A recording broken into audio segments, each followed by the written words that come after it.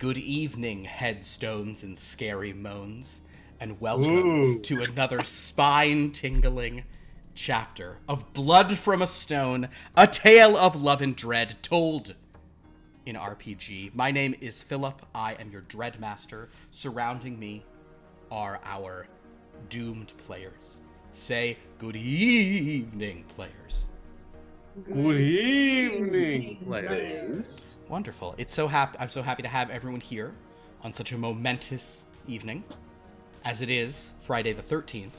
Those matter because my 13s count for this clock that is inconveniently at 13, since we had a pretty serious dread storm last week. The electrified week. I missed a dread storm. You missed a dread storm last week. And two horror surges. Yes, and also we had two horror surges, but we had the first horror surge last week was so bad, the second one was rendered irrelevant. The second horror surge, I was like, we're just like, there's skeletons around, no one cares, you're running, it's fine. In any case, yes, and Liv, it is wonderful to have you back for the new year. And I'm very excited for you to jump into what has become a very strange story. I'm just realizing I missed the dress code for the evening. Oh, well, you and I match. Black right now? You and I match because we're in warm tones, and they're all in their theater running crew uniforms. They're all in their backstage at the school play. Let us, but before we begin, a little fun thing has been happening here, called Adventurers Dice Calendar 8 Uncharted Space. Mm-hmm. Today I shall open Dice Door 3. I wish it was a rocket-based thing. I mean, I don't, because I really want to be a Paradise, but that would make what I'm doing make more sense. But, what do we have here? We have, the first of a new set. Makeup tutorial hand. And... see, it's got like little clusters of stars as the symbol, so how rad. Precious. This joins other ones, such as a swirling nebula. Wait, where is it? And a spaceship flying with rocket power. Space! They say it's the final frontier, but according to James Cameron, it's not, because of oceans. I still haven't seen Avatar, and I probably won't. So, let's talk about what's been going on in this game since we are in the midst of the 13 Tombstones, which is a very interesting, kind of unexpected digression in this game. 13 Tombstones were delivered to one Morgan Mason. These tombstones are magical. When you wish that someone were dead, their name becomes engraved into the tombstone. And Morgan was visited by various entities who indicated to her that there is a lot of power for whoever fills these tombstones. And it seems that Morgan and her I guess we'll say friend or sort of colleague, Alvin Theodore, who works at the Grand Necropolis of Paradise, it seems that they have the power to name these souls. Other individuals thus far who have tried have not had luck naming someone and having their name appear. Mabel and Alvin sort of witnessed the death of one person they put on. Morgan, sorry. You're Mabel. You're double M'ing me. This is a problem. But Morgan and Alvin witnessed the death of one name they put on. Whether they caused the death or whether it happened as an accident or whether it was because they put it on the person died remained in doubt. But the point is, they buried that person under a tombstone bearing their name in the Grand Necropolis. In this process, Alvin whistled for assistance when he nearly fell out of a tower in the Grand Necropolis and was visited by a ghost named Agnes. I guess I shouldn't say ghost, but obviously a ghost. Alvin, I'm not sure, understands it's a ghost. Or maybe he does. The point is, Agnes served him. She assisted him both in that moment and later with burying that first body. Alvin and Morgan then said a few more names. They've said 3 more names, in fact. They have said Vespasian McGillicuddy, an old man who was rude to Alvin. They have said Mrs. Quimby, a woman who was also rude to Alvin. We're sensing a pattern. And Mabel said James Breton, who was a known cad around town, kind of a sort of gross sleazeball. various events happened, including some that had nothing to do with any of the players, just some NPCs getting into a rough fight. But where we've left things is that Alvin and Morgan, along with a little white rabbit who came to assist Morgan for some reason, went to visit the home of Mr. Breton just to see what happened. They actually found like a blown out Jeep. Seemed like there'd been some kind of fight, but then a horror surge unlike any other horror surge began, in which CR3 demons showed up. Alvin tried to drive them away. This little white rabbit, who apparently is a devil, tried to protect them as best he could. But the demons simply proved too powerful. They killed Morgan, who told Alvin to bail and run. He did so following the rabbit. They also killed a man named Templeton Worcestershire, who, he was kind of, I'm gonna be honest, Templeton, in a very interesting way, was just kind of doing his whole thing. He never really interacted, he never intersected with the others, despite being here for 2 sessions. So, but he did actually encounter 3 individuals who aren't from around here. He first encountered a man whom we all know as the Soldier of Fortune, who was here under duress, and is currently not doing so great on account of he picked a fight with someone he shouldn't have. But he did manage to sneak away because of a nat 20. He also encountered a salty old gentleman with a peg leg who is known as the Sailor.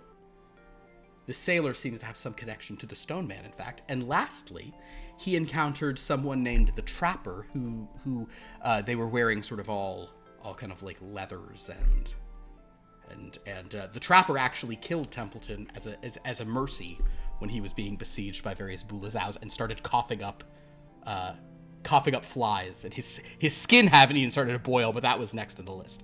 The point being, the Trapper then ran off in the night. So that is not 1, not 2, but 3 Mistwalkers currently in Paradise. And at the end of our last session, the Sailor told the Stoned Man that it might be time for a meeting. He might want to call in more.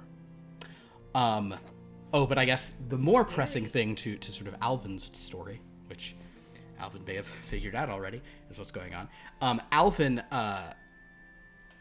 when he and Morgan went off to check on Mr. Breton to see if he was alive, they realized how long it was going to take to dig 13 graves. Well, they are 12 more. They'd already dug 1. And to move 12 tombstones, which they recovered from Morgan's mortuary after people were trying to break in. So Alvin and Morgan whistled a few more times.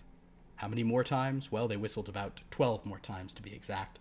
There are now 13 servants of one Lady Joan, sort of led by Agnes, in the Grand Necropolis of Paradise. So, lots of threads going on. What a shock. But that is where we sort of hold off. That's where we begin. So with all that in mind, and with evil in our hearts and thunder in our souls, don't know what that meant, we are now going to read tonight's invocation. This is an OG one, and I really hate this. Oh man, this one is a lot to me. For taking in the rain when I'm feeling so dry, for giving me the answers when I'm asking you why, and my oh my, for that I thank you. For taking in the sun when I'm feeling so cold, for giving me a child when my body is old. And don't you know, for that I need you. For coming to my room when you know I'm alone, for finding me a highway, for driving me home. And you gotta know, for that I serve you. Alvin. The rain falls. You see skeletons moving through the mist, but as you follow this rabbit whose name you do not yet know, white, bright fur, hopping swiftly and infernally through paradise, you get the sense that the path this rabbit is taking you on is leading you back to the Grand Necropolis and avoiding those skeletons who are popping up. Eventually, you see the gates of the Grand Necropolis. Your truck has basically been wrecked back there, but you certainly know how to walk in through the gates. You could even lock them behind you if you so chose. But you have made it back in one piece. And as you enter... Oh yeah, go ahead, Alvin. Alvin, he wants to scan the area and just see if anything followed him. Understood. Make a perception check.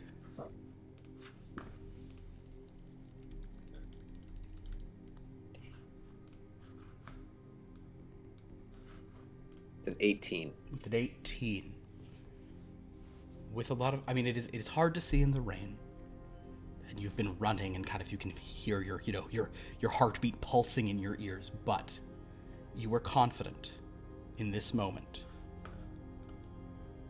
that no one has followed you or your white rabbit friend, if you want to call him a friend. You've made it back. You've made it back. He looks at the rabbit and says, "So you've led me here." The rabbit just looks up at you. And then just make an insight roll. Oh, Hopper. It's that's a 6. The rabbit, for a moment, you feel like the rabbit's trying to convey something to you. There seems to be this intelligence behind the eyes. But then the rabbit just, almost his shoulders seem to sink. You have no idea what that means. And he just begins to hop further in. Alvin shrugs his shoulders and he proceeds toward where he left Agnes to make sure that everything was just right for the gravestones. Understood. Well, in that case, I'm actually going to say that with the 6 you just rolled an insight, you also don't see or don't understand. The rabbit seems to act oddly for a moment, and he begins to leap up, but the rabbit gives you another look once he gets a little further in, because if you guys remember, last week, Hopper didn't know about the whistling. Hopper wasn't here for any of that. He was present, but he was looking at the tombs when you did that, and he didn't quite get it. But now that he looks around, he stares at you, Alvin. You have no idea what rage he's trying to convey, and he sort of hops up to get a better look. But Alvin, as you walk over, you see that the teams have they've split into 2 teams. They're hard at work. They seem to have already dug 7 more graves. So there are 8 total, only 5 to go. And you see that Agnes is sort of like kind of almost going between the 2 groups, sort of directing them. And you notice at sort of the nearer grave where she's sort of walking to you and says, Hello, sir. We are making progress. I hope it is acceptable. And sort of some of the servants who are with her, they look up. And at this point, if Beatrice, would you like to describe yourself? Yes. I very little of note about me. Sir, can I help you? Just make sure you don't step on the flowers. Oh, sir, I beg your pardon, sir. I float ethereally through the air. No stepping or treading. You actually do walk in this instance. Yeah, you guys do. Oh, yeah, then, so I will then, in that case, I will take care to not tread on the flowers. But terrible luck, sir. Terrible luck indeed, sir, to tread on those flowers. I could not possibly imagine doing something so cruel to something so beautifully reminiscent of the life that once existed and the death that now is. Beatrice, would you actually make a nature roll for me? Beatrice Yes. is Beatrice an ancestor of and or descendant of James Jeffrey? That's my question. 6. A 6? Yeah, you're fine. You're just, you wouldn't want to hurt these flowers. Mabel, you also see Yes. this Alvin gentleman here. Hello, sir. I'm just, my name's Mabel. It's a pleasure to help out here with whatever you have for us to do. Digging in the dirt is quite refreshing, I must say. I'm usually stuck up in the tower, so this is a mighty fine night to be out. Hmm. And I won't step on the flowers either. I think they're rather lovely. Hmm. I do appreciate your service. They'll just whistle for us and we'll be here. Hmm. You also see Emmeline is helping dig here. Emmeline, if you want to say anything to this gentleman, you may. Yes, sir. I have no interest in flowers, sir. Although I'm quite good with wood. But we're just here to help. Just want to make sure the graves are at least 6 feet deep. Oh, do you need us to dig? That's what we have been doing.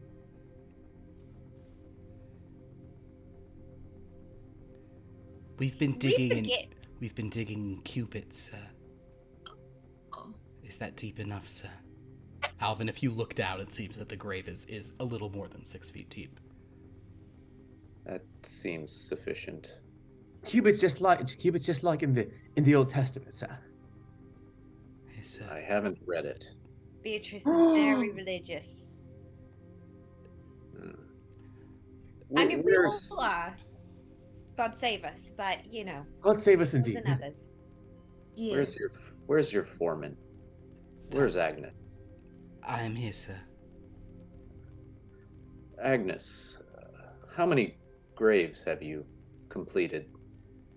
When Emmeline and Mabel and Beatrice and these other two who we won't name for a time, other 3 actually, there's 6 on a crew plus me, yeah, right. When they finish what they're doing, that will be 8, sir. Not counting the one we've already filled in, sir. Hmm. How much longer do you think it will take to have the remaining prepared? A few more hours, sir. Perhaps 1 hour.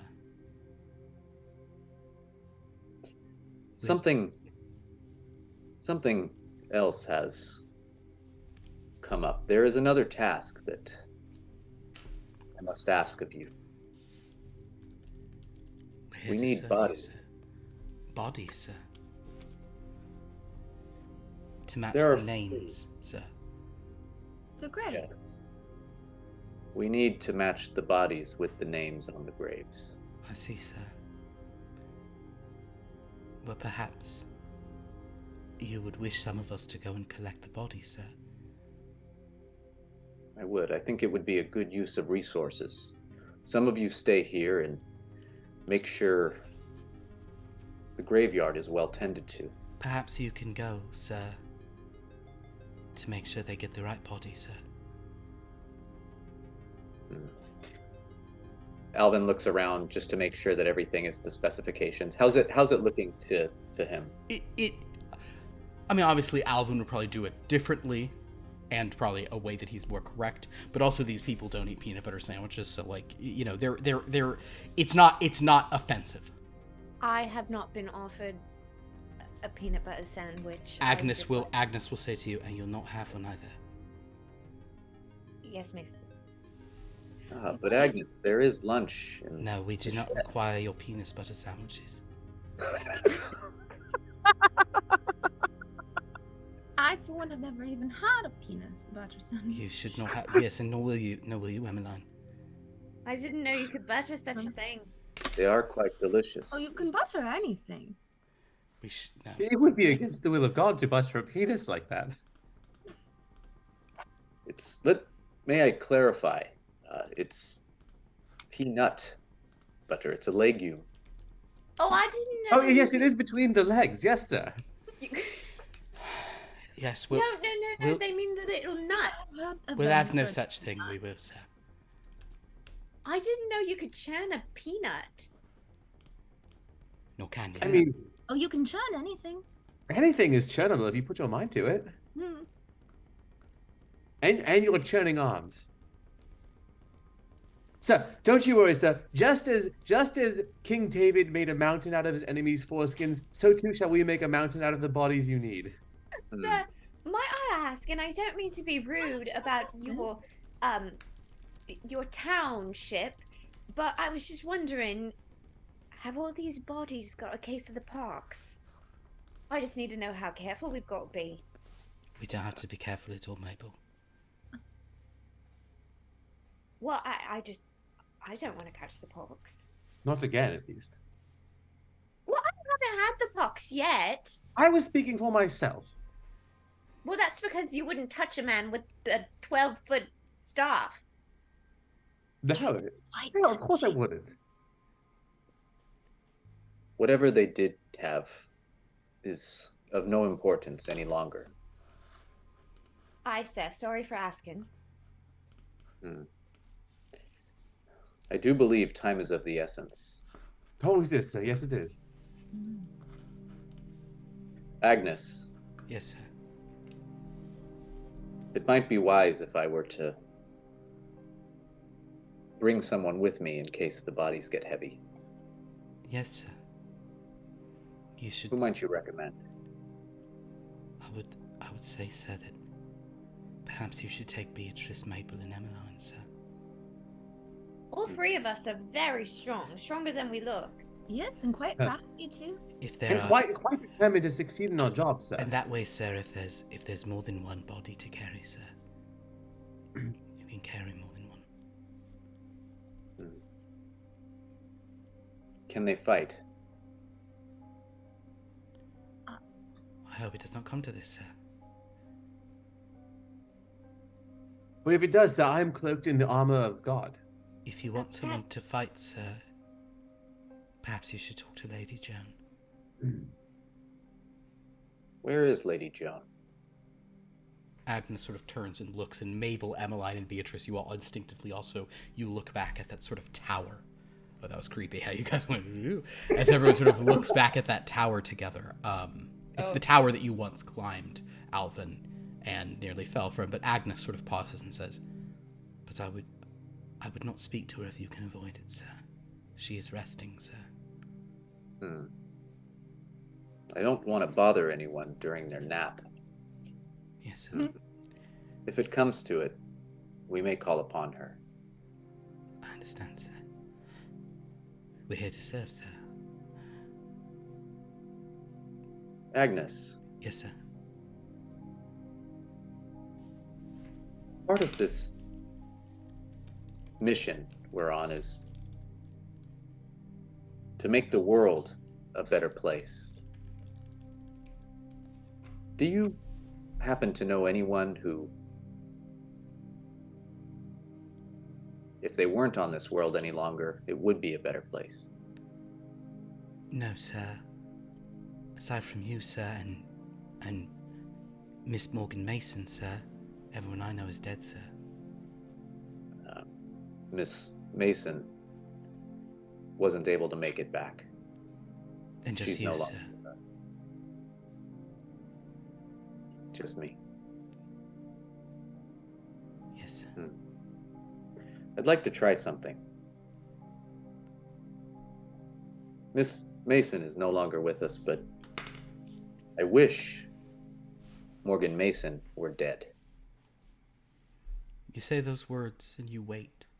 Now, this actually has become a bit harder for you, and you might need to take a little cruise around because the tombstones have now been, disseminated around the grounds. But after a little walk, you hear no chiseling sounds and you see no name appearing on the tombstone. Sir, pardon me, is that a ritual that you do after people die here? You wish that they were dead so that they may pass beyond the veil, or something like that? It's better you didn't know. The more you understand, the more you may not want to participate. Oh, I'll participate in whatever you want me to, sir. We are bound to participate, sir. Ours is not to reason why. Ours is but to do and already be dead. Hmm. Well, there is something interesting going on here. I'm not quite sure, but when Miss Mason would say the name of someone they wished would die, it would magically appear on these gravestones. And we know we must place the body inside of this grave, because something, I'm not sure what, something will happen. That sounds dreadful, but we're here to help. There. Well, what I need help with is ensuring that the bodies are in fact deceased, so we can place them in the gravestones, in the plots. So pardon me for asking so many questions, but are you implying that if we were to find these bodies, perhaps still with the soul in them, that we were to remove the soul, so to speak? If it comes to that, Is we this may in the service of God? call it what you will. I will call it the service of God. He said it was to make the world a better place, so That is according the to you, service that of means God. the service of God. I find God in the flowers. As do I. I like that. That's nice. Well, perhaps we should check on one that I'm confident is no longer living. And that's who was the Mrs. Quimby. Mrs. Quimby. You saw Mrs. Quimby die. And we know Mrs. Quimby would likely be, well, would I have any, it being that I am in the business? Being in the actually, yes, the fact that you're in the business means her body has probably been taken to the police station. It wouldn't be at the hospital. She'd be at the police station morgue by now. You would suspect. And in Paradise, nothing's a super far walk. I think perhaps we might head to the police station. Are we familiar with the term police? Not perhaps you'll get it. Oh, in like there. Vocabulary is always a great place to start our search. Yes. Yeah, you can. We'll say you sounds get there. right. We'll say you get there. Right. So, Alvin, you're going to take Beatrice, Mabel, and Emmeline to the police station. Mm-hmm. Wonderful. Then you guys walk off. Agnes will say, "You three behave yourselves, and remember to serve Mr. Theodore as he's asked for it. He's whistled, so we've come to him." Of course. Of course, ma'am. Yes. See you later, Agnes. Have the best time in the cemetery here. It's lovely and gloomy. See you later. Agnes, may God be with you. And that. Agnes Yes. just kind of and says, "And don't eat anything. Will we die? You're already dead, Mabel. Don't eat anything.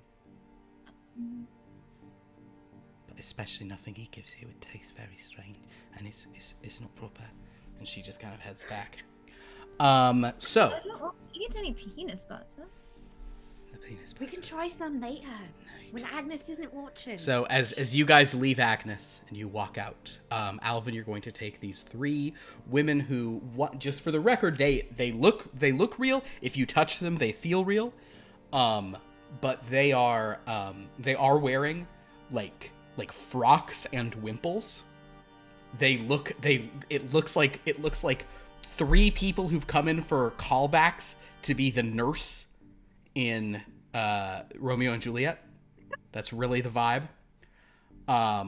So in any case, as you lead them into paradise, the rain falling the whole time, It doesn't take you long to get to where the police station is.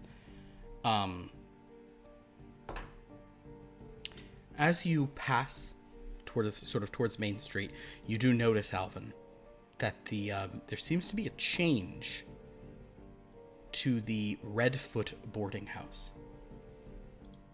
The Redfoot boarding house was previously sort of somewhat dilapidated, but now it has this sort of neon glowing sign, and it depicts this very provocatively posed woman extending her leg that's in fishnets, and as the leg moves, but the foot is red.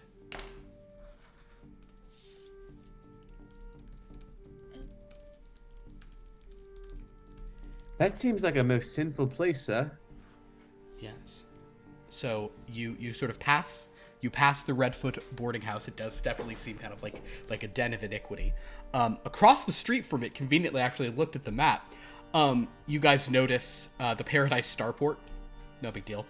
And then, you remember when there was a library? Aliens one. So in Paradise, there is just this thing that looks very sort of futuristic over there. There's no spaceships added or anything, but it's a little weird. And of course, as you look down the other end of Main Street, you do see a large mountain rising up at the end. This kind of barren sort of rocky mountain, although right now it's very muddy. The rain still falls in that kind of neon buzz as you see that leg going. The city has a strange feeling right now, Alvin, but you see the police station is ahead.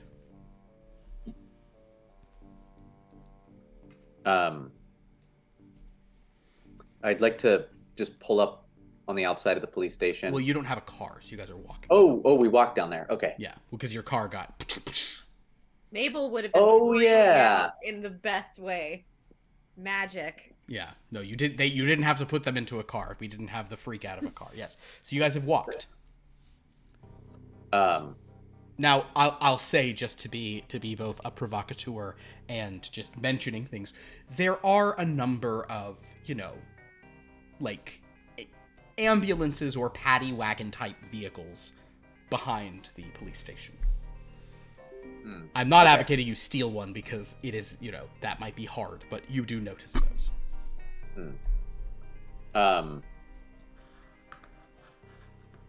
I would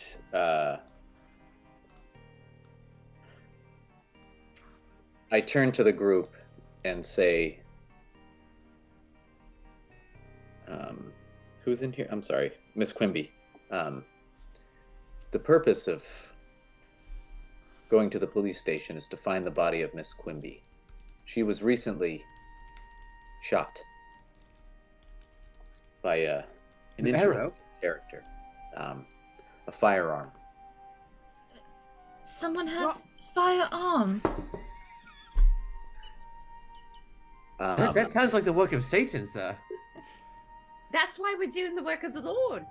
Most assuredly we are, sir. Somewhat.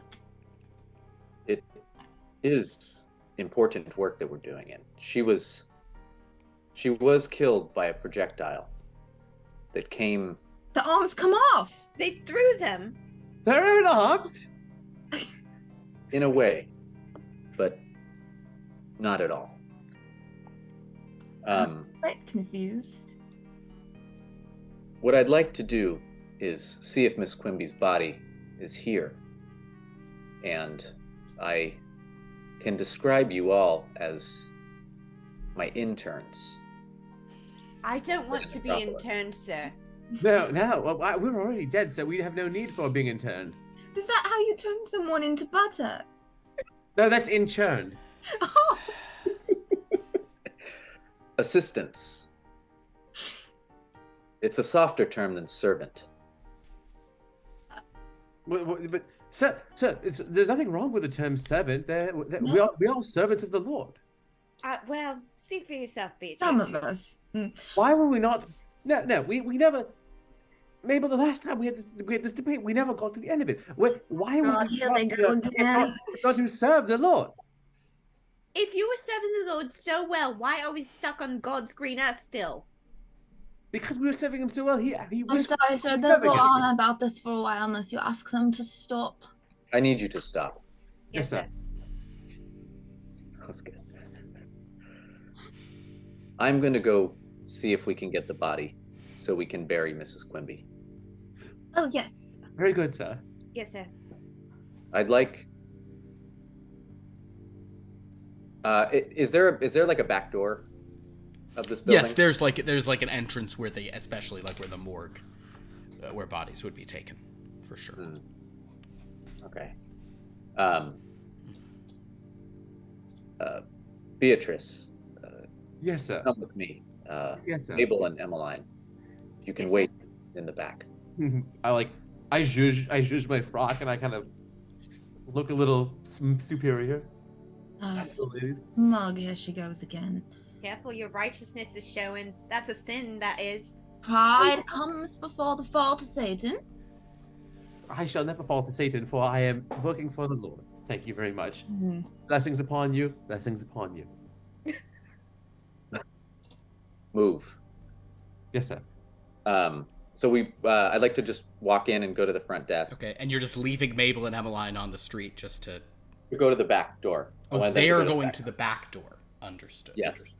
I'd like to walk just straight in. You're going in the front door with Beatrice. You're sending them around to the back door. Cool, cool, cool. Tight, tight, tight. Even the ladies, odds of the chance. Oh, sorry. All right. So, Alvin and Beatrice, you guys enter the front door. You notice that, like, at like the front desk, there is a cop. Just the cop is sitting there, you know, kind of like taking stuff. You notice there's this kind of like maybe not middle-aged. He's like kind of middle-aged, like a little, you know, grayish hair. This man kind of wearing a pea coat. He has a peg leg, but he's sort of standing there at the desk and is just saying, like, "Yar, no, I would wonder who I feel like I knew someone on the force here, but there's no rush at all, lass, and or sir, it's a lad, it's a man he's talking to after all." Alvin, he kind of looks back at you and Beatrice and sort of does a double take at Beatrice.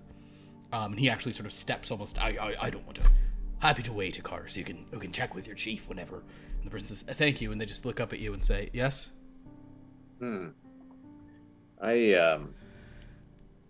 Alvin Theodore from the Grand Necropolis. I have bodies to prepare and move to burial. Oh, Mrs. Quimby, I presume, has recently. she just came in. She has. I mean, we're gonna do an autopsy. She was shot of a. She was shot. What? Do you have any information about her burial? No, we're still. She's an active case. Oh, a terrible tragedy that sounds. Are you? Wait, you already been sent by a mortuary to pick her up? Those are the orders I was given. You have them?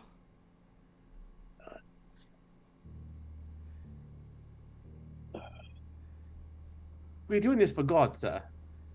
Whoa. Beatrice, tell you what. Why don't you make a deception roll? That is 14. Oh, are you with the... Oh, is it a religious thing? Does she have to be buried fast? Is it one of those? Yes, sir. Oh, God. Okay. Well, tell you what. You could go down and maybe you can take a look at her. I'll let the detective know that you're taking a look. He sort of makes a phone call and just kind of gestures back. And you, Alvin, you would know where to go. Mm-hmm. We're going to cut to Emmeline and Mabel.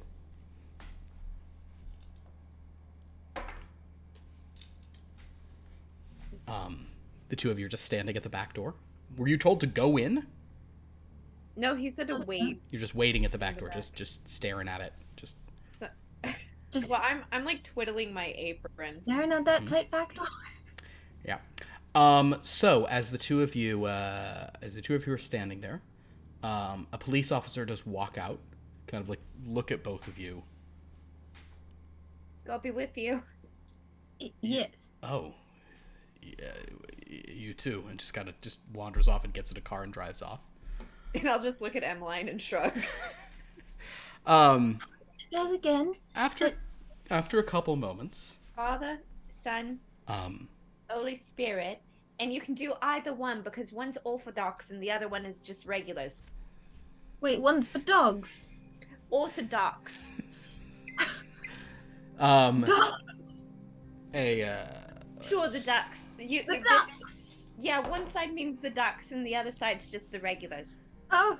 As you two are sort of saying all of this,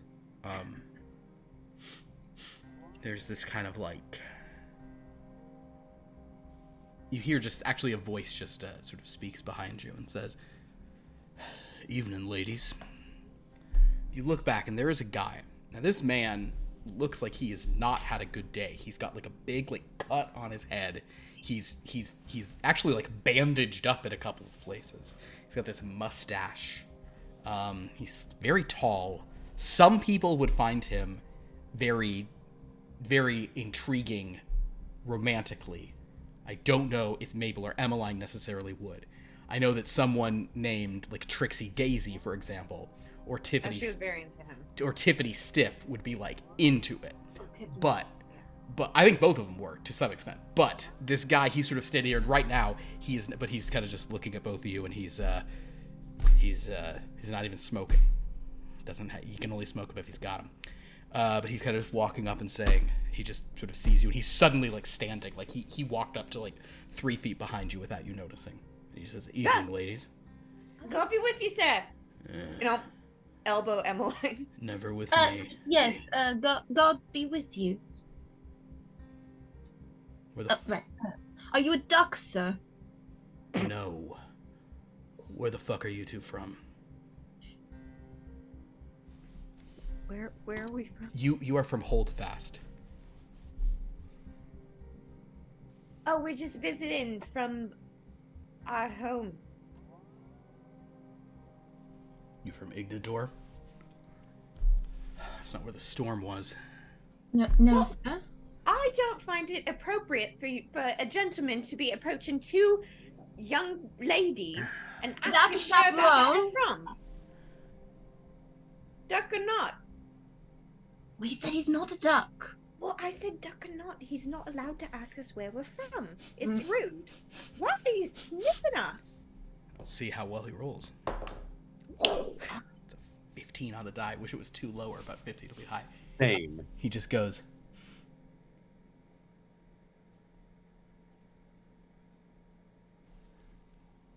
Mabel, he pokes you in the shoulder. Do I feel it? Yeah. You move back. Sir, that's inappropriate, that is. Corporeal What? apparitions. All right. What did he call us? I called was you that? corporeal apparitions. And by that, do you mean another word or phrase that I might understand in my limited knowledge? solid ghost. Okay.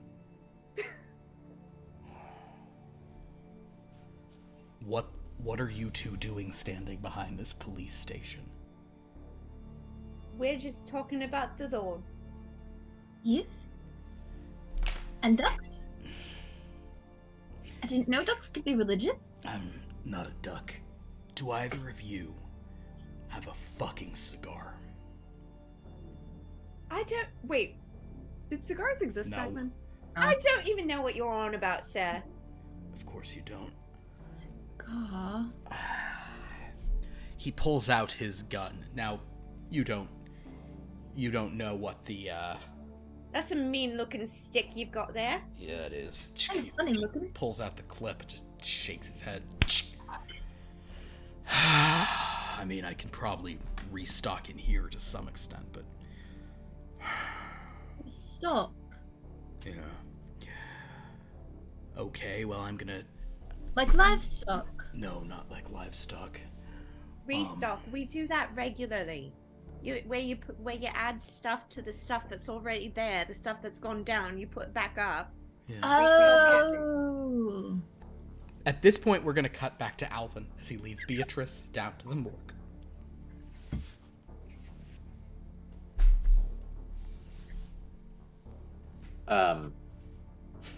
And Alvin knows where he's going. Yeah, you can get down there. Okay. You don't go there all that much, but you know where it is, yeah. I'd like to proceed directly to the body. Okay. Or to whoever's going to show me where that is. You can go into the body. There is probably actually, roll a d20. Oh, chances for 13. That's what we're after.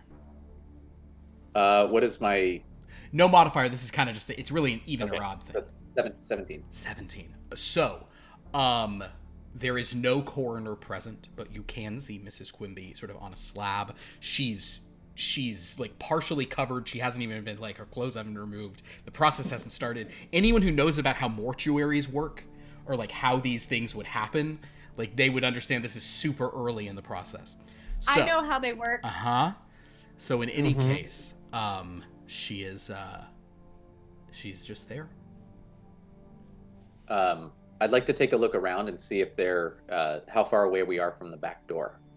The back door, like from like you kind of come down a staircase and turn a corner. This door is here. The back door is about 20 feet that way. You can see it. You see the rain kind of falling down it.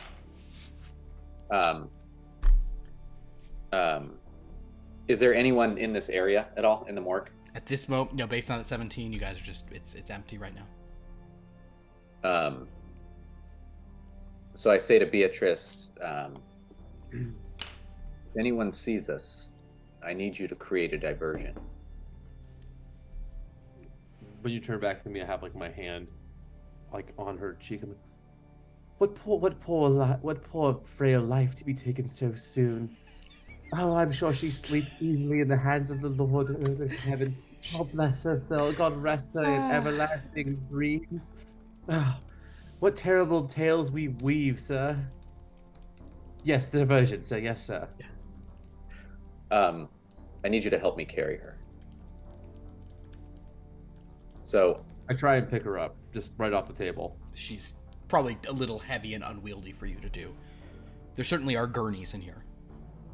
And it's I forget what you had to choose. You might have to change your the sensitivity of your mouse, but then you should be able to swing them, no problem. Yes. I forgot. Yes.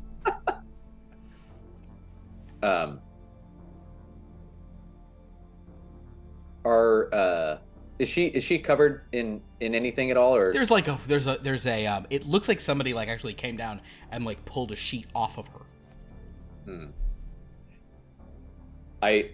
Alvin is realizing that we'd potentially be walking around with a body, so looks around the room and sees if there's anything we can put her in that might be a little less conspicuous. There's nothing you could put her. I mean, there are literally body bags, so you could disguise her identity, but there's no.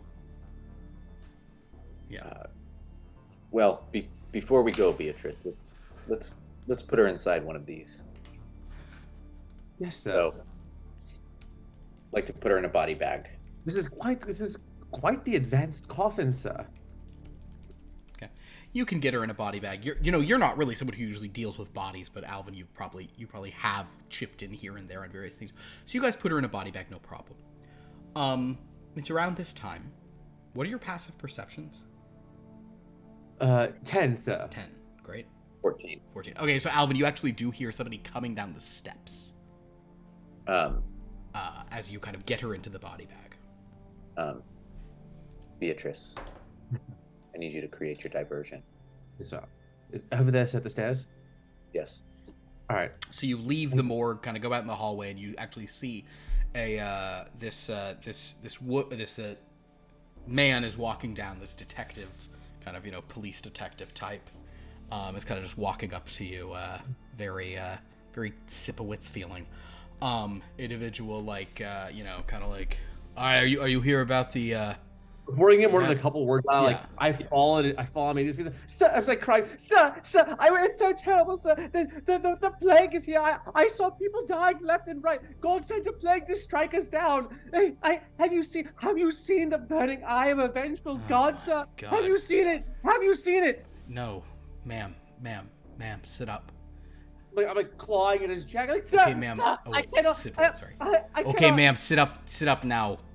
What did you okay, tell me, what did you take? Ma'am, what did you take and how much? How do you not listen? Get your hands off me, sir! Unhand me, sir! You have his attention. You're kind of right out the hallway, but he seems concerned. I'm just like going like that. Go ahead and make another deception roll. We'll cut to Mabel and Emmeline. Fuck, that's a 7. All right, he definitely can tell something is weird, but you are being weird enough that he's not immediately like, he knows something is strange. Mabel and Emmeline, you're out there with this guy. Right. Yes, sir. Well, I'm not volunteering any information. I'm just... I don't think Emmeline's quite that bright, so she doesn't have anything to offer anyway. Yeah, I think the soldier's beginning to pick up on that.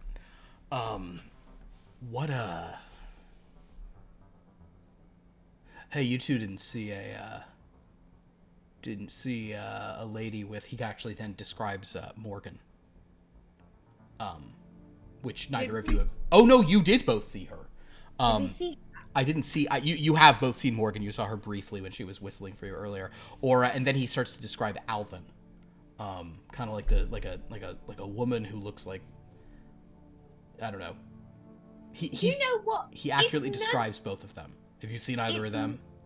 It's none of your business who we associate with.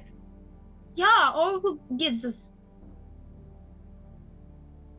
Gives you what? Gives you orders? No. It's mighty loud around here. Your carriages are very loud, and they don't have horses. What an amazing thing! Can you tell me about these horseless carriages? I will. A little more about them. You've been asking them an awful lot They about seem to have us, the power of horses. right? Oh, Like that's- horsepower. They do, in fact. Ladies, are either of those people I just mentioned inside there right now?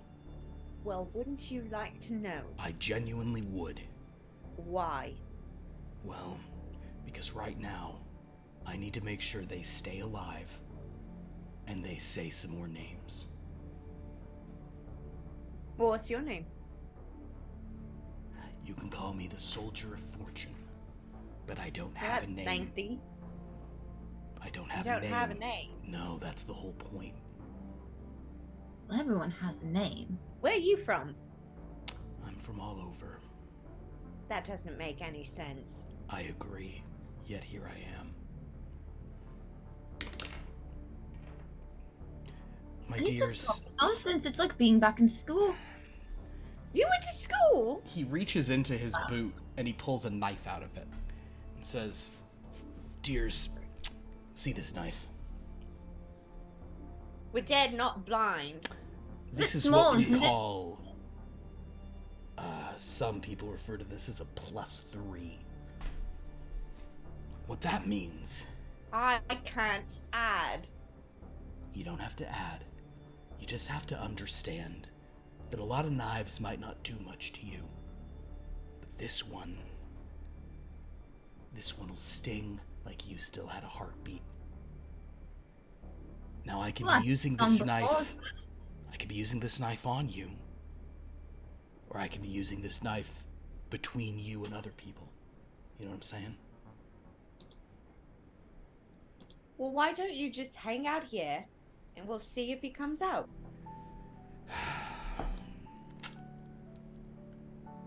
So he's in there. He starts walking to the door. Wait, you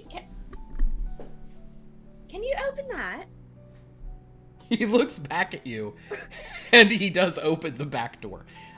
Beatrice, at this point, you see the door open behind you. Alvin, you've got her into a body bag. What are you doing? I'm gonna throw her over my shoulder Okay. and start to go toward that door while the diversion is being So created. you walk out of the morgue. You see the detective. The detective is has Beatrice. He's like, ma'am, sit up already. Come on, hey, you gotta get. As you emerge, he sees you and says, hold on. But then, Alvin, at the far end, the door opens, and this just intimidating mustachioed man is standing there.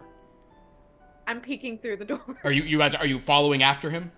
No, Okay. I'm not. I don't want to go in. You guys but are I will- looking like I you're. follow like kind of. Well, no, Understood. can I like So, stealthily? yeah, like, if you guys are just kind of peeking around the side, kind of looking from five feet away or so. Yeah, you see that Alvin has a body over his thing, and Alvin, this is the man. You saw this man. He's the one who shot Mrs. Quimby. And the police officer at this point is trying to like push past you, Beatrice. And he's saying, "Hold on, wait 1 second. Hold on. What are you doing here? Is this some kind of diversion or something?" As he's pushing Beatrice to the side. Alvin, this man's standing in your way. Beatrice and Alvin, Mabel and Emmeline, we're not in initiative, but is anyone doing anything in response to this tableau in which we find ourselves? Sir, what's your name? Please stop, sir. Please stop. I'm Detective. Detective Paulson, all right? At this point, now he's probably shoving you out of the way, Beatrice, and he's going, "Hey, stop right there, buddy. Stop right where you are." The man at the far end says, "Say you wish Detective Paulson was dead." Emmeline's just gonna kind of whisper to Mabel, "He's a Norseman. A what? A Norseman. What's a Norseman? Like the No, a man from the Norse. I mean, it could be. Paulson." I wish Detective Paulson were dead. Paulson says, "Hold on, that sounds like a threat." And before anyone knows anything, Alvin, just like the soldier just walks like right past you, kind of like shoves you to the side, Beatrice, and as Detective Paulson's like, "Hey, buddy, what?" As he just cuts the detective's throat and throws his body over his shoulder and cracks a head and says, "Go. Jesus, go." Right. For the grand cross. Sir, you can't take the Lord's name in vain. Oh, shut up, Beatrice. I'll grab Beatrice. I'll run in and grab her. Is Beatrice a duck? She is a duck. I'm not a duck. I'm just a pious woman. Shut up. Well done on the diversion, Beatrice. Thank you, sir. Thank you. I use the Holy Spirit within me, sir. As you guys step out, he will. So now, basically, you have a body and a body bag over your shoulder. He has a body just like over his shoulder, and actually, this guy's not quite dead. He's like, like coughing, and the soldier's like cracking a neck or something as he carries him. But he says, "Where's your car? Where's your junker truck?" It was destroyed by a demon. You gotta be fucking. What's a car, sir? He throws the detective's body onto the ground. What's this carriage, I And think? starts going through his pockets and pulls out a set of keys. A car for carriage. Quite clever. I love a good carriage. Find a Buick. I've only ridden in one once. What's a Buick? Is that a type of horse? Can any of you read? No. Jesus Christ. Alvin, find a Buick. He doesn't know your name, sorry. He says to you, find a Buick. And he starts dragging the cop's body as you guys look at, like, the police, lot back there. I looked for a Buick. Make a perception check. Beatrice, Mabel, and Emmeline. How about you all make I'd a like to look for something resembling that might be a Buick. How about all of you also make a perception check for me? Because that way we have 4 people possibly rolling 13. That's a 12 on the die. No. I got a 1. I have no idea. You're like, a lamppost? That looks like a Buick. And Oh. imbues it with light. I rolled a 13, sir, but not nat 13. Oh. Sad days. Alvin? 9. All right, well, soldier, can I roll a 13 for him? I don't, but I roll an 18 on the die, so that's a million because he has very high perception. He looks around and eventually is like, there. And he just hauls this dead guy, like blood just trailing behind, over to the guy's own Buick. And he's gesturing for you all to sort of follow. Yes, sir. Follow. Yes. All right. Yes. Emmeline, would you please roll a d20 for me? Just any d20. Just it's an even or odd, but if it's a 13, it's cool. It's Sorry, so it's been so long since I've heard my name. Hooray! Rolled a 6, sir. 6. 6 is even.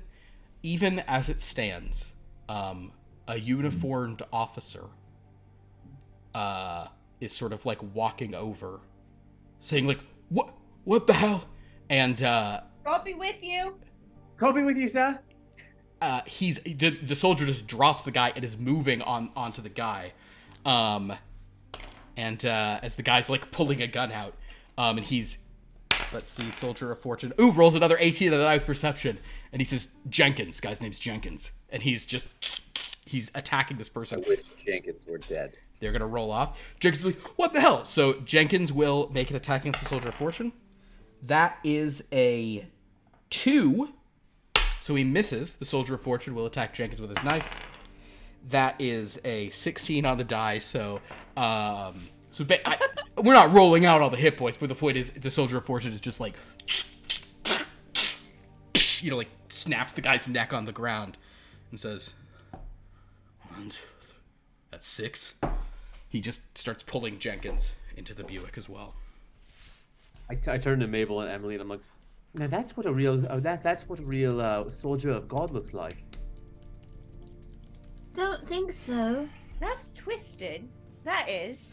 At this point, as the Soldier of Fortune is opening the trunk and he starts loading these 3 bodies into it, you hear another voice kind of calling as there's a step, then tap, then step, then tap.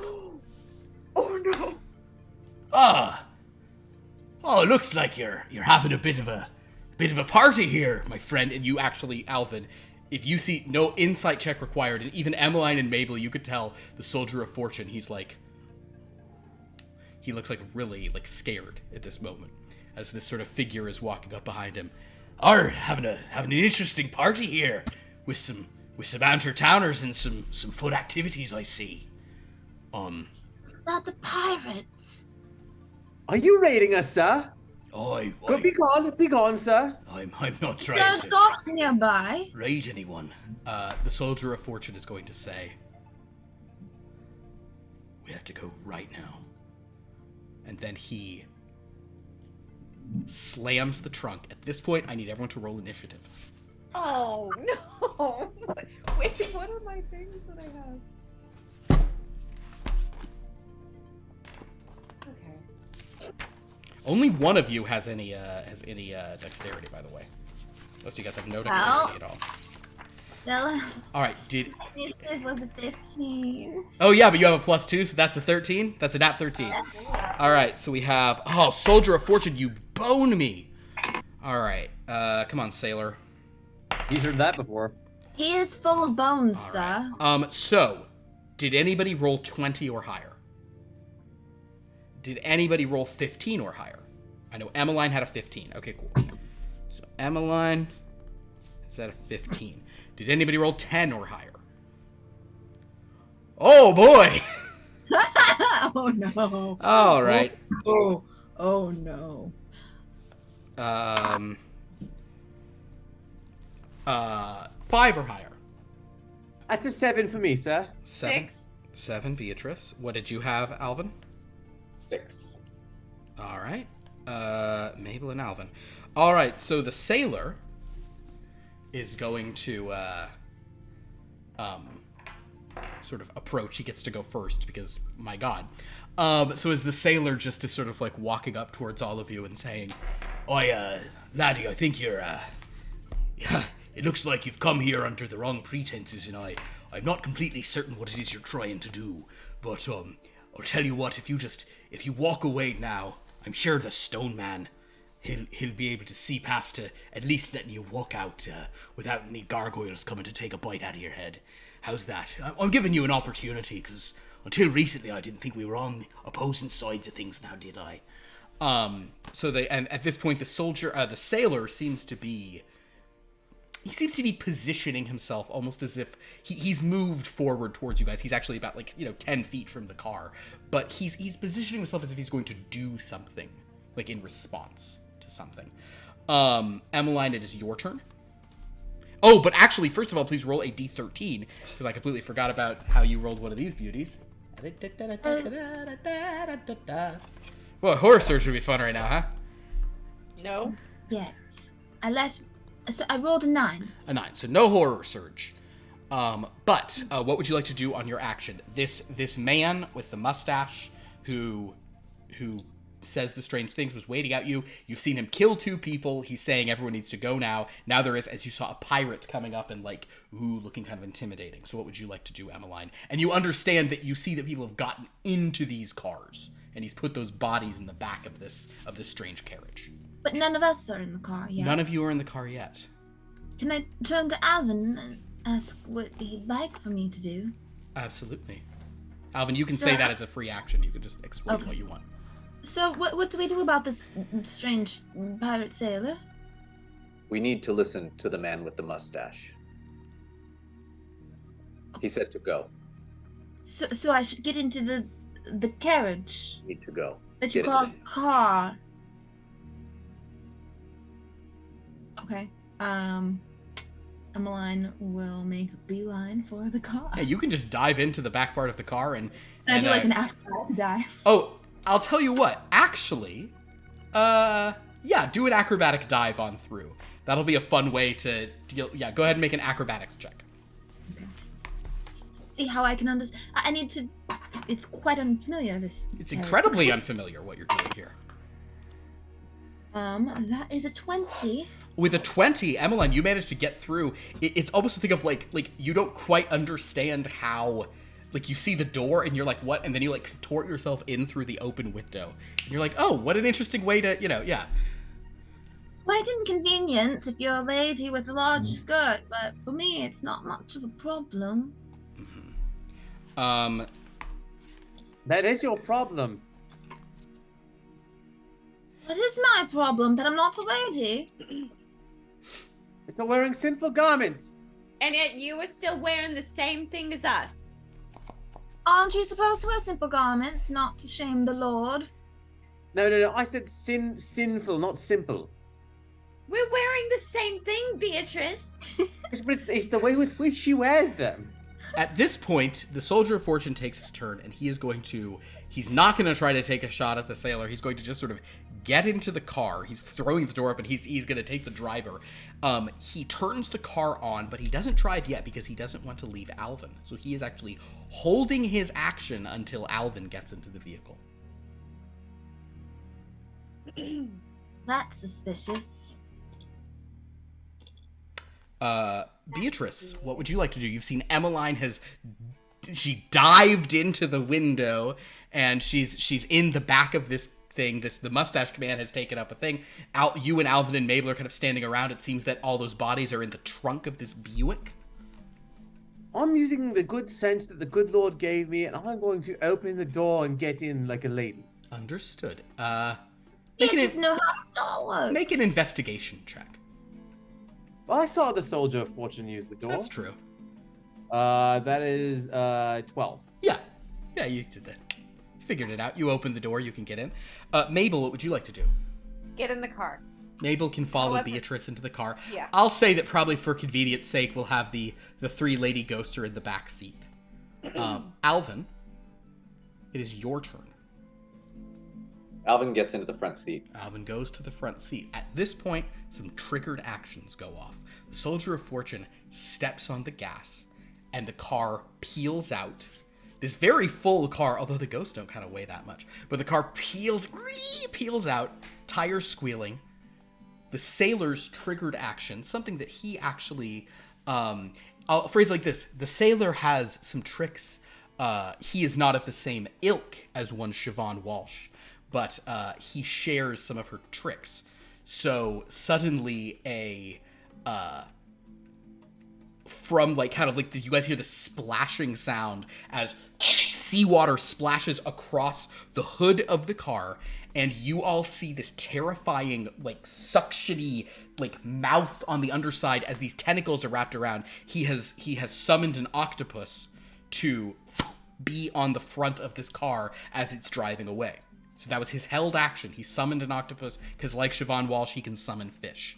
At this point, it is, unfortunately for you, the sailor's actual turn. So he got his triggered action off, and now it's his turn again. So Beatrice is not Titanic. So as you guys are and the soldier's like, fucking Christ, the sailor will say, "Oh, that's a mighty animal, mighty sea beast there for you. Oh damn, they're getting sort of far away from me. All right, well then, I need a fair wind." And the sailor will now conjure a sea breeze for himself. Let's see what he can find. I'm gonna do A sea breeze or a sea breeze? a sea breeze, not a sea breeze. He is going to actually. I'm gonna do this on a sliding scale because remember my 13s count too. So the lower it is, the stupider the deal. Okay, I roll a 2. So he basically looks around and goes, and he picks up like part of like a pizza lid from a he pulls a trash can lid and stands on that and holds up like the lid of a pizza box that was in there, and the sea begins to pull him and he starts skating like after you guys on that. As he's singing some sort of the wellermen come to buy me pizza and tea and rum. As he's heading. Was it an anchovy pizza? Would that it were. Nah, I rolled a 2, so it's pepperoni. All right. For this time, Emmeline, it is actually your turn, but you see that the soldier is having a lot of trouble because now, like, into the open windows are these tentacles of this giant suction-cupped tentacled octopus that is trying to push its way into the car. The man driving it, the man operating this carriage can't even see. What would you like to do? Well. Whoa. Is that? Is that me? That's me. Sorry, everybody. All good. My mic was too high.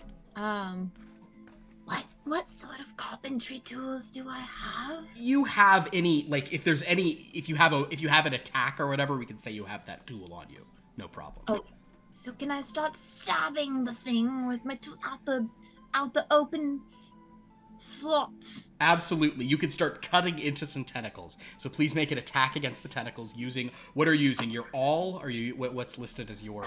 Oh yes, I have an awl. You have an awl. Yeah, you're just kind of, it's a real just stabbing some Real tentacles. all or nothing attack. It's an all, this is all or nothing. All or nothing. Gonna make some calamari. Oh no, that's a 6.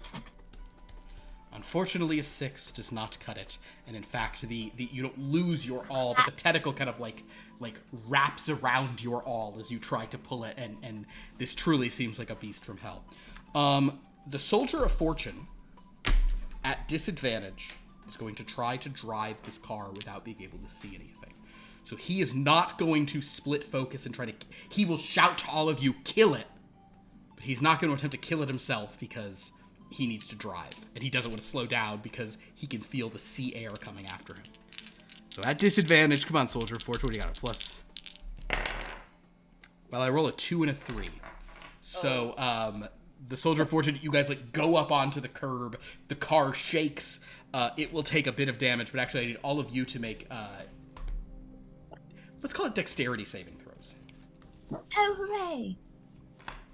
Quite good at that. Or you could do dexterity or strength, your choice. How about that? Right. That was so close to being a 13 and then tipped over. I'm sorry.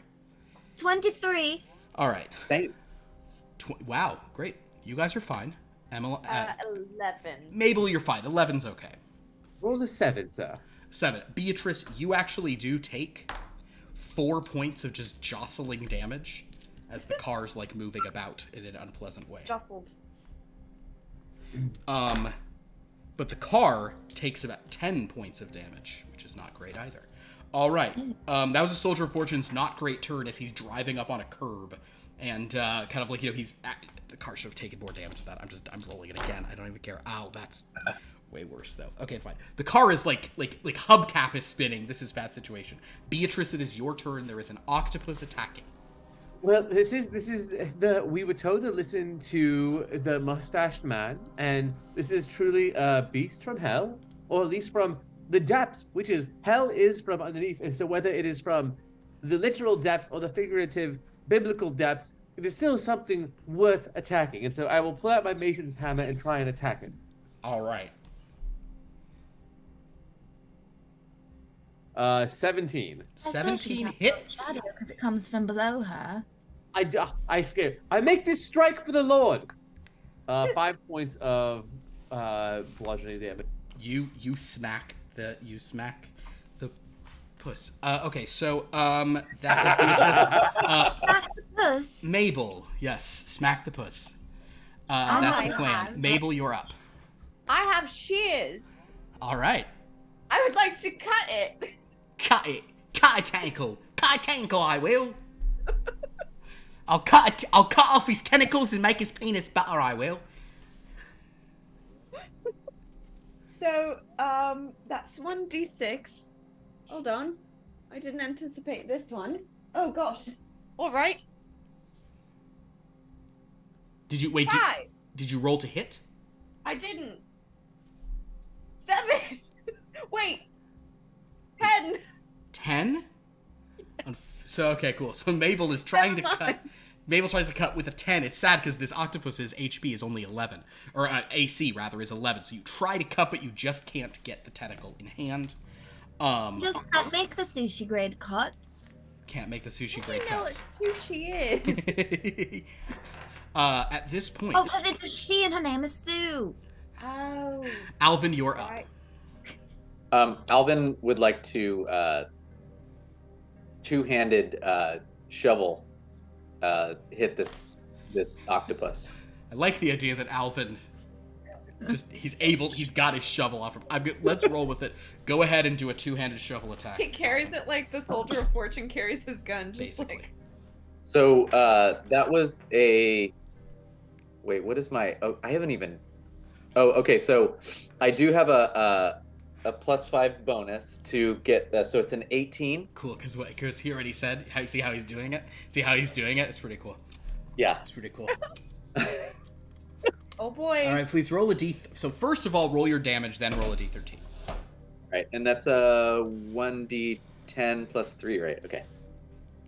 Damn, It's only a 5, so. 5 more damage. So you guys are hacking into this thing pretty good. All right, all right. Roll that d13. And about that 13. I do. It's a 6. 6. So no horror surge, all is well. Cool. It's the octopus's turn. The octopus is going to tentacle someone. So there's 5 of you in the car. In like a sexy way. If, I'll say probably not in a sex. Yeah. Maybe Not the bad dragon. If we were Yes. in Voluptua, if you were in Voluptua, if you guys were in Voluptua, it would just be shots of you like, ooh, whoa, and then shots of just like a totally inscrutable octopus face, just like fading back and forth between them. All right, so we'll do Tentacle or a pentacle attack. 1, 2, 3, Pentacle. 4, 5, That's a 6, good 7, 8, one. 9, 10. It's got more than 5. So All right, so the bad news for everyone here No. Uh-oh. is that the octopus is going for the most irreplaceable soul, one Alvin Theodore. No. No! Alvin, what is your armor class? It's a 13. 13. All right. I rolled a 7, and it has a +5, which is a 12. Which is that's God protecting you, sir. That's God you protecting you. skated by, and it only gets 1 attack. So this tentacle, you'd think it would get a bunch of attacks. It's not No, a skate, sir. It's an Quiet octopus. you. tentacle is like slimily over your face. Nothing sexy about it, but you as it's like trying to reach in, but you just manage to like fend it off with your shovel. It chooses not to do its ink cloud because it was trying to like get at whatever's going on inside. We come back around to the sailor, who is kind of like coming up behind you guys. The sailor is sort of singing kind of, "Our pillage and plunder, and pillage and plunder drink up me." I don't know the words to this one. It's probably copyrighted anyway. He's gonna actually take a shot because he's also got a gun.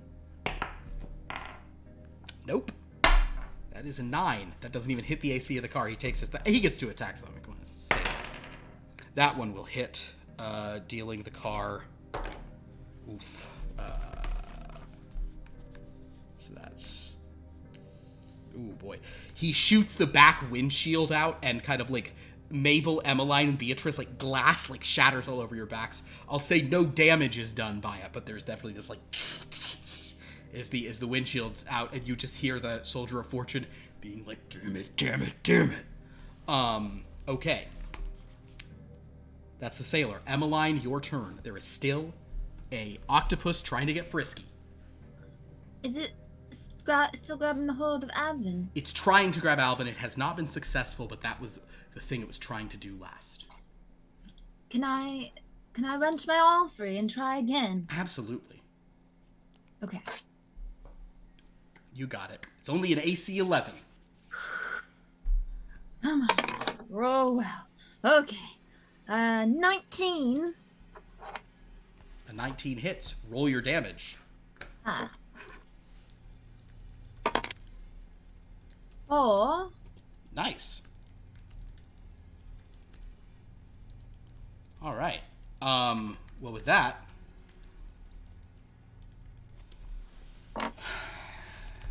nice. All right, very good. The Soldier of Fortune's gonna go. He's gonna try to drive again. He would really like to kill this thing, but he's at the wheel, and he should have had Alvin drive. Nothing about this was smart. However, that time he rolls an 18 and a 15, so that's a 20 on his driving. So he's basically like he's found a hole around part of the octopus, and he goes, kill it faster. Insert action movie line, and we'll come to Beatrice's turn. Does the octopus have a name? All right, so I'm going to. I see that Alvin is protected by the armor of God, like I said, and I will continue to batter. How come God didn't protect you, I will Beatrice? continue to batter and hammer at this as if I were one of the Israelites building the holy temple. Oh my God! If everyone's already dead, I'd be bored to death. 6? Yeah. Okay. A lot of fire and everything. So basically, Beatrice is too busy praying. Doesn't work. Mabel, you're up. Oh, my lord. I will attempt to. Don't take the Lord's name in vain, Philip. Yeah. Beatrice, are you quite done? Telling What if Alvin said the Lord's name? Beatrice, that worked well for you. You want to pray over my shears as well. Yes, I will bless No, them. don't. You're cursed. Okay. I will attempt to snip it Love it. and snip it good. Snip it. So that Into shape. is Snip it. +3, so 14. 14 hits. Roll your damage. 4. 4 more damage. I like it. All right, Alvin. 4. 4. Gee, Mabel, it's almost like God favors the ones who aren't pious assholes. I agree. I'm blessed. We're all blessed. That's why we returned from the death. 17 hits. Roll your damage. 17 This to time, hit. Alvin managed to get past it, and Alvin's kind of like... Alvin, since you're in the front seat, you can even be like swinging your hammer or swinging your shovel like around, like actually hitting it on the windshield, hitting the meat of the creature. So go ahead and make your attack. That's 11. 11 points of damage. Very nicely done. As you deal that damage, this octopus, which is looking pretty darn bad, but it is still sort of going at it. In fear, it is going to use its ink cloud to basically just cover the windshield in ink. And Alvin, would you please make a dexterity saving throw?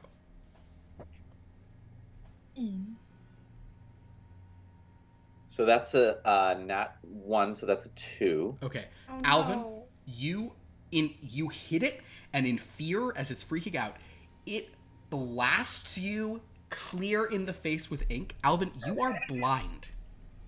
You are not permanently blind, or maybe you are, we'll say that, but at present, you have the blinded condition, you cannot see. Your face, like, Alvin is just like, just like the Dune remake, just total ink, like ink oil spill as you come back in and there's ink, and the soldier is just like, Mother of God. You covered in octopus butter. I need you to be my eyes. The Lord will be your eyes, sir. Okay. That's The not how it works. sailor's gonna shoot the car 2 more times. The sailor what? The sailor rolls a 3 and a 5, which means he doesn't hit the car either time. So as the sailor's skating behind, he's probably like, actually the sailor's on a trash can lid and a pizza box. I'll even say he's like, "Yar, this is sire. I wish I'd found a sturdier vessel for. This is I hate these landlocked domains. Is what I hate." Cool, Emmeline, your turn. So Alvin is covered in ink. The octopus looks injured. It's in pretty bad shape. What would you like to do? Where am I in the car then again? We're in the You're back. in the back seat. Like the windshield was shot out behind you guys. So there's like glass on your back. The octopus there's still tentacles kind of coming in. You can attack it from where you are. Okay. Yeah. I guess I'll attack it again. All right, go for it.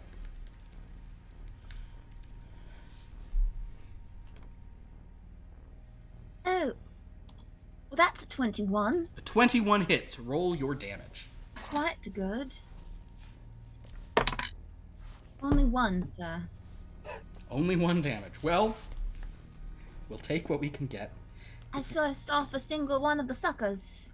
Yeah, you cut one off, and it's kind of like. It's a bad shape. Okay, the Soldier of Fortune. God, this isn't at disadvantage, but it's just a much higher DC. The Soldier of Fortune is going to try to do a little thing called spin the car around, put it in reverse, and look out the back window to see where he's going. So Soldier of Fortune, you've got to roll high right here, buddy. He needs a 15 or higher on the die. Although, if he rolls a 13, I might just give it to him. Oh, that'll never go Sally. It's not a 13, but it is, see it there, a 19. Well, it moved. Nice. Point is, it was a 19. The Soldier of Fortune, in serious action movie style, pulls on like the emergency brake, spins the car around. So everybody makes strength or dexterity saving throws again, as he's just whipping the car around in like a crazy thing. I'm even gonna have the octopus make a strength saving throw to stay on. That's a dirty 20, sir. Dirty Nat 20. 1. 9. 9. Alvin, you're jostled slightly. You can't see anything. You take 1 point of damage. The octopus hangs on, but rolls a natural 13. Yay me! Yeah. Does the soldier flipping the car around like that nullify that 13? Because that was what mommy wanted for this movie we're playing here. What do you mean? The 13. It just felt like No, I just feel like him flipping the car around like that and driving backwards was just like this cool movie trope that Should negate the 13. You know what else is cool? I understand what you're very saying. Cool. A 13 is very cool. But the movie trope would be everyone murdering. The Soldier of Fortune doing cool action movie stuff is not what should be happening. He's breaking Just the stop rules. trying to make everyone die. it was cool though. It's an 11. Oh my god, I thought it was a 13 because 3 is next to 11. So it was that like effect of like the bird in the cage where you flip, and I was like, it's a 13. No, it's an 11. Cool. It was spinning. Point being, the octopus has hung on, but the Soldier of Fortune is now driving backwards. And Quite impressive. yeah, I mean, or maybe, I don't know, maybe this is how most people drive. You guys don't know. But that is his I turn. don't think so. Beatrice, you're up. I'm going to take another swing at this devilish fiend. I would. That is a 20 to hit. Hits. Roll your damage. 3. 3 points of damage. It hangs on. Mabel, come on. Finish it. I'm going to Do this for God, Mabel. Sip it. I'm not sure if she Snippets. can even finish it, but she can do good. She can try. No, I rolled a 6. Okay. Mabel the shears are just... Mabel, you start cutting one of like the seatbelts. You're like, I did it. Alvin. One of us has to do it, or Beatrice will be absolutely impossible. So Alvin, while you do know where the thing is, while blinded, you can take an attack at disadvantage. Alvin takes an attack at disadvantage. Cool. So just swinging wildly. Make a roll at disadvantage. I'm glad. That would be a 17 at disadvantage. Disadvantage of 17. Roll your damage. It makes sense. Even though you're blind, you know where it was, so you could just kind of like you're just blindly flipping your shovel around. That's fun. It's 9. Oh, I'm sorry. Wrong die. I rolled a d20. I was like, oh, that's low. That's 7 damage. 7 damage. Ooh, you guys have it in pretty bad shape, but it is still around. It is going to try to attack. Actually, here's what I'll do. Evens or odds. Evens, it's somebody in the front seat. Odds. Okay, yeah, it's coming from the. I will do evens soldier. Odds Alvin. It's coming for the soldier. He's actually not great on hit points, but he did a short rest, so he's somewhat okay. It only rolls a 5. It does not hit him. Mabel, what were you about to say? Oh, I thought you were going to that. Okay, at this point, it is the sailor's turn. Sailor's just going to take 2 more shots in the distance. This isn't... I don't know the sailor. I guess he can still shoot from afar. A 5, that doesn't hit. A 2. It's because we've been protected by God. The sir. sailor has not rolled above. Like, the sailor can't... Oh, my God. All right, so the sailor doesn't hit you guys. At this point, the sailor, unseen by you, just, like, hops off, kind of with his peg leg and his stuff, kind of stutters to a halt as the thing goes... And he goes, "Arr, partner! Well, hopefully, that octopus will... I think they're killing it. He's driving backwards already, that bastard. He knows what he's doing. Well, that's unfortunate, but... At least I got caught for I'm talking to myself again. It happens when you're alone on the sea. If only I had a volleyball with a bloody handprint on it. He just kind of starts wandering around the town.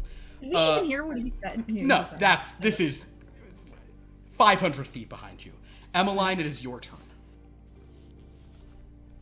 Oh yes. I'd like to try and finish off the sea creature. I would love for someone to. Okay. Wish me luck. Good luck finishing I'll be with you. 16. 16 hits. Roll your damage. Oh, 4. 4 damage. It's looking real bad. It has less than 10 hit points. Beatrice. As I go to attack the octopus, I comment on how the sailor's many sins and burdens must have been weighing down his rolls. Oh, Beatrice, can you just shut up for once? That's a 10 to hit. Misses. Mabel. Damn it. All right. What does Beatrice and the sailor have in common? God does not like your speeches, 14. Beatrice. 14 hits. Roll your damage. Come on. 3. All right. Alvin. At disadvantage, correct? Disadvantage. Good boy. That is 11 to hit. 11 is the armor class. Roll your damage. 9. With 9 points of damage. So you basically, so as Alvin's just like moving this thing around, he finally manages to get the shovel under the thing, and you hear this, like, as you're pushing, you suddenly hear this, like, as your shovel, like, carves into the soft underbelly. And all the tentacles loosen immediately, and as the soldier kind of shakes, it sort of falls off. And the soldier's still driving, backwards. We're out of initiative. The soldier of fortune will turn on the windshield wipers, which are just like fighting through this ink, and it's doing nothing, but he's just driving backwards, like, all right. What are those? What are what's? The things that are moving on the car. Those are windshield wipers, and right now they're not worth it. Oh, wait, I'm a fucking idiot. He pulls out his gun and shoots out the windshield, kind of like, moves it, and then turns the car back around. So now, no windshield, no front, no back screen. He drives to the Grand Necropolis.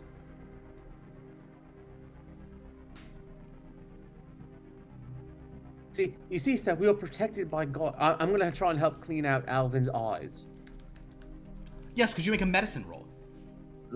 Yes, I'm Nice. very good at. I'm very good at these medicine rolls. I don't know if I genuinely don't know. if he's You're joking. better That's at an that 18. you are. I rolled an 18 on the Oh, die. great, So okay. I have +0 to medicine, but 18. Understood. So Alvin, as this goes on, like Beatrice kind of leans up and you basically you blink kind of a little bit and you do see, you know, kind of like a lot of vignetting around the side and your eyes are very stinging, but you have not been permanently blinded. You were just sort of blinded for that encounter. The Soldier of Fortune pulls into the Grand Necropolis.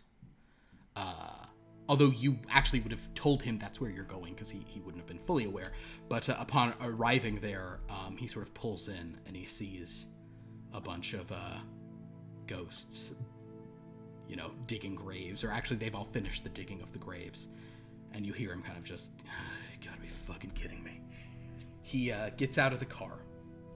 At this point, he pulls his gun and points down. And you guys do look as there is a small white rabbit perched nearby, like with its like paws out, like ready to do something. Alvin, you can see this. If there's anything you'd like to do. Friend, he's been helpful. Yeah, I bet he has. That's a devil. Did you know that? What devil? Yeah, that little bunny rabbit's a Right, devil. sir. Beatrice, you did it the wrong way. It's not a duck. It's a bunny. There's no bunny cross. That's what I'm saying. You What is did it? not- This isn't Easter. Can you all shut up? Silence. It's kind of. It's kind of. To be quiet. He told us to shut up. Shh. It's kind of attractive when he yells like that. Alvin, Beatrice. we need to kill this thing. Why? Because it's, he's a devil. He's manipulating you. And quite frankly, he's playing his own game. This is the thing that put the wards down that blew up most of, Mason's place back there. He saved us from demons earlier. I bet he fucking did. What's your story? I work for someone else. He works for someone else. Basically, this is a conflict of interest. You have a lot of very interested people trying to make sure that you fill those graves up. And right now, Alvin, you're a very valuable person. If something happens to you, I'm not exactly sure who takes over. But I'd rather bet on you. Look, we have 3 bodies. And Alvin, actually, if you sort of like look around, and Agnes will even tell you that like 2 more names appeared. One was Paulson, the other was Jenkins. What did Paulson and Jenkins do? What do you mean, what did Paulson and Jenkins do? Everyone whose name is on the gravestones has done something wrong.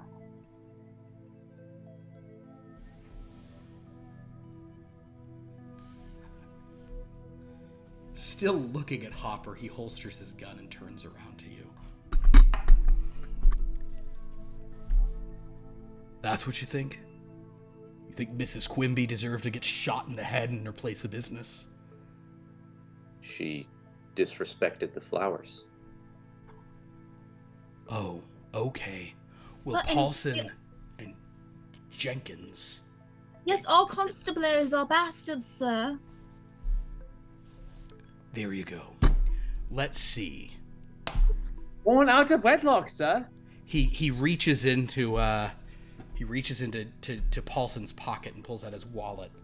Oh, look at this. Card from the 10-foot pole. You know what that place is?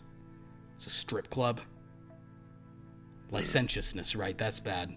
So you deserve to die. Sinful, sir, that it is. Let's Sinful see knowledge about this. of And he pulls What's the contentious about stripping down things? he I do it all the time as a carpenter. he's just God. going It's a place of through flesh.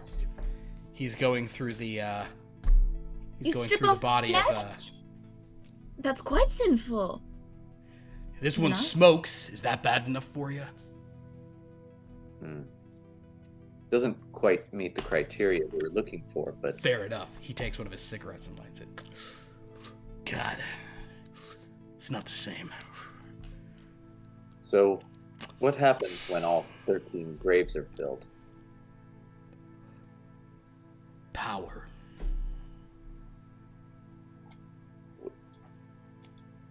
In what way? Dark power. Power to make a real difference. Power to part the mist if you want to. Power to bring people back from the dead. Or put a lot more people there. Back from the dead? Sure. Anybody you miss, you fill these graves up, you can have them back. You ever wanted to go somewhere other than paradise? Now's your chance to act like me.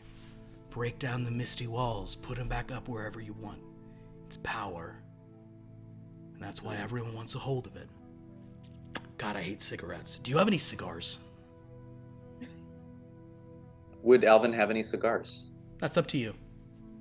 No. I'm sorry, I don't smoke. It's a nasty habit. He tosses the cigarette, and it's like on the ground of your precious, thing. Soldier of Fortune's kind of he's not respecting these grounds at all. It's a bug. Alvin walks over and picks up the butt, and it's important we keep these grounds impeccable. Do you hear me?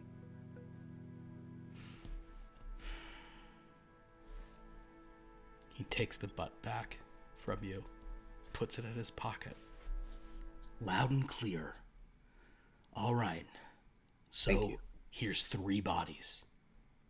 We put these in the ground where they belong. Now you have 2 more names. One is Vespasian McGillicuddy. Where is he? Is he at his house? I have his address. He's at the hospital. Great. James Breton is married to a fucking barbarian who's connected to the Dark Lord of this plane. So that's a name I wish somebody hadn't said. Because I can't even find that guy, and killing him might be a chore. Why is he on your list? What did he do? Did he step on the wrong path here at the graveyard? He was an asshole. All right.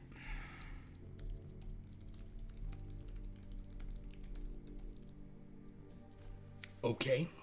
Isn't the asshole how you save yourself for the Lord?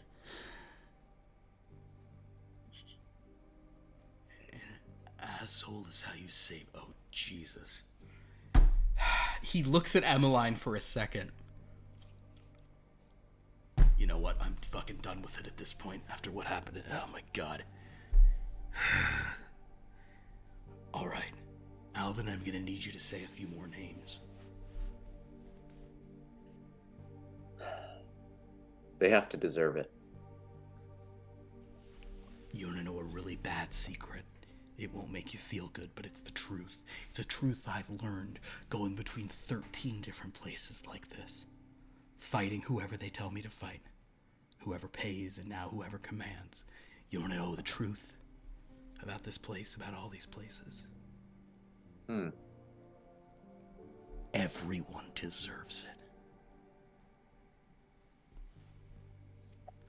What about Miss Mason? Did she deserve it? Did she die? Did you say her name? I didn't kill her. Well, next time anyone's about to die, you should say their name before they're dead. You should say, I wish they were dead. Because that's a freebie. Once they're dead, you can't say it.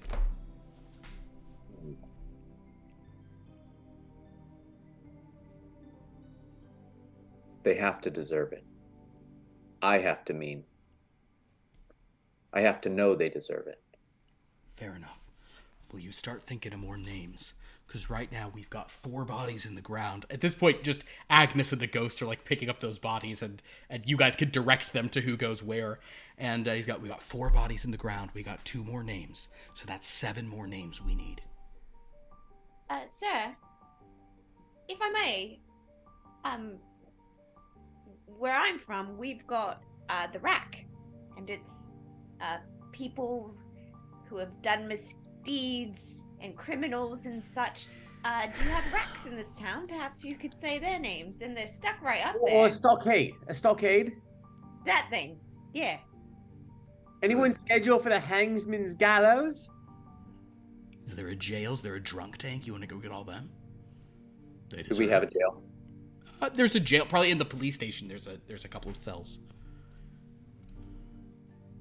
I wouldn't mind ridding the world of those who shouldn't be here anyway. Law and We do order have a type. jail. Should have figured. All right. Well, maybe we pay. Going back to the police station's gonna be a little rough. Also, the fact that my friend with the peg leg is here is gonna make this harder situation for sure. I could whittle his leg down, sir. Well, if you have the opportunity, please do so. But we've got I bet more are coming. All right. Well, let's start thinking of some more names. As the ghosts bury those bodies, as the Soldier of Fortune sort of stands there, do any names come to mind, Alvin, or are you just sort of pondering this new situation? Alvin doesn't know any names. Alvin, the guy playing Alvin doesn't know if Alvin knows any names. Alvin can certainly just say more people's names, whether or not they're names of people who Alvin believes should have this fate. Maybe none are springing to mind. But He has to believe it. Understood. Yeah. Then we can But we they can don't wait. have to do much. You might, you know. yeah, no, they really don't. See Vespasian McGillicuddy. But as we sort of think of you doing this, and as Beatrice, Babel, and Emmeline are sort of then approached by the other ghosts who are intrigued by what they saw and ate, and other things out there, that is where we're going to end tonight's chapter of Blood from a Stone. That is 80 of these we've done. It's kind of insane. So thank you all so much for watching. This was super fun. I hope you guys enjoyed this. This was a very fun Friday the 13th. I didn't quite know what the energy of Beatrice, Babel, and Emmeline was, but it's great is what it is. Sorry, I didn't realize until after I started playing her as dumb that you gave me +1 to intelligence, and I was like, okay, well, she's an idiot savant. But she's intelligent about the Middle Ages. She's in a new time. It's fine. So that was great. Thank you so much. I hope you all enjoyed this. If you like what we do here, please follow our channel or subscribe if you're able, and use your free Amazon Prime subscription that you get from Twitch every month and all that shenanigans. On Sunday, we have a very special kind of recap conversation for Here Be Dragons, where much of the cast will be there as we sort of like discuss, kind of give us a refresher on what happened in that campaign as we prepare to start that a week from Sunday. And that is actually moving over to our system that we used for Blue Moon and that we're using in Lost Lore Academia. And today I actually created the Horde dice, where the facets are different kinds of treasure. And that's so appropriate for the game. I'm super excited. So come check that out on Sunday. On Monday, we have more Lost Lore Academia. Anyone in the Folklore Studies Department at Oakshire University, you have 2 days left after today to get in your results for the location book fair that we're currently doing, where the most sort of investigated or most activitied setting will receive a location from it. Right now, I think it's tied between Grey in the Dark and Top Flight, which is kind of interesting. And then on Tuesday, we're back with more Grey in the Dark as they're in a musical journey through the Fairylands, which has been super fun. And then week from tonight, back here with more of this craziness with these ghosts and Alvin and murdering the innocent. So I want to say thank you. And the 3 ghosts who are sharing 1 brain cell. That's charitable. Well, thank you all so much for watching. This was super fun. Thank you, players. Thank you. Wait. Oh, I'm sorry. I actually have something to promote. Oh, please plug. Please plug yourself. I am. That's the squid's job. The octopus. That's the squid's job. Remember where you plugged yourself if you're saving yourself for the Lord. Anyway, I have started streaming. nothing relevant to what I said before. A scary game called the Mortuary Assistant. I'm doing that right now, and I will probably stream other more pleasant games and perhaps other scary games in the future. But Thursdays for sure is 7:30. 7:30. Also, Wednesdays and Tuesdays alternately. Haven't quite decided, but I will announce it in the Discord. Perfect. And that's it. That's gonna be on my Twitch channel. And it is fun. It is fun. And here's the thing. I know a lot of you out there are thinking, like, I've never really gotten to see Lauren like react in a big way. I've never gotten to see her like be really expressive or make big faces. So watching her play horror games, a chance to see this unique new quality to her. Philip, I'm sad to inform you there's only one more Friday the 13th this whole year. This whole year, there's only one more? There's only 2 this year. Wow. I just checked. Well, you know what? We got to enjoy them while we can. But it's in October, which is the right month for Oh, it. good. That's a really good month for That's it. all that matters. Wow. That's a really why. good month for it. Well, very You- good. When you That's get one in good. October, it Starting uses up your on the others. 13th of That's October. very good. All right. Well, anything else to say or? Not yet. I'll have something in a few weeks. Ooh, exciting. Well then, everybody, thank you so much for watching. We super appreciate it. This was so much fun. We will see you all in future games and next week for this one. And until next time, have a dreadful night.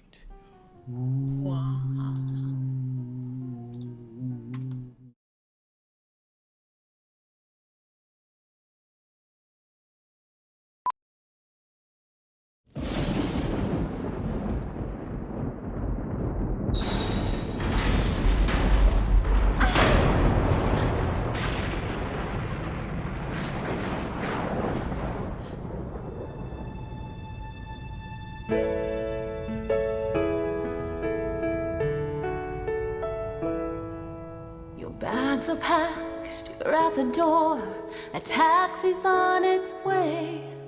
There's nothing left to say, I'll give you back the ring. Don't look at me like that, you had to know it ends like this. Couldn't you feel it in my kiss? Not happily ever after anything, but don't give up, not for 1 hour. The game's not over, you'll be fine. You'll find a way to up your power. What you're looking for is in another castle down the line.